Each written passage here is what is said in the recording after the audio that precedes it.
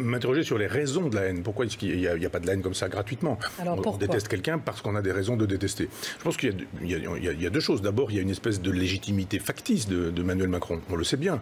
On a découvert que comment, par exemple, François Fillon avait été évincé de la course, comment finalement il y a des gens qui choisissent, comment on fait de telle sorte que Marine Le Pen soit obligatoirement présente pendant des mois et des mois et des mois et des mois sur les écrans de télévision, jusqu'à ce qu'on nous dise pendant les 15 jours qui séparent les deux tours que c'est une nazie, que c'est une fasciste, que c'est la Shoah, que c'est Oradour-sur-Glane, etc.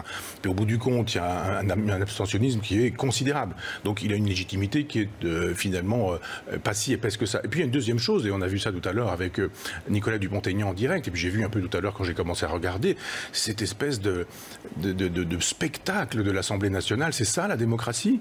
Vous avez des gens qui tripotent leur téléphone portable, vous avez des gens qui ont leur ordinateur ouvert, vous avez des gens qui arrivent 10 minutes donc, après le commencement. Ça cultive la défiance, donc la haine?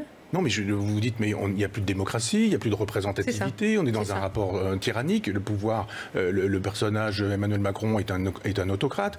Quand il fait des petites phrases, c'est toujours agressif. Les Gaulois, les réfractaires, les gens qui ont tout et les gens qui ne sont rien, les illettrés, les alcooliques, etc. Il y a un moment donné où effectivement on ne pouvait plus sortir dans la rue. Je veux dire, vous parliez tout à l'heure du général de Gaulle, mais regardez François Mitterrand, il a toujours pu aller faire ses petits tours tous les jours quand il allait acheter des bouquins dans les librairies d'occasion. Il y avait éventuellement un officier de police devant, un autre derrière, mais personne ne l'a jamais insulté, etc., etc.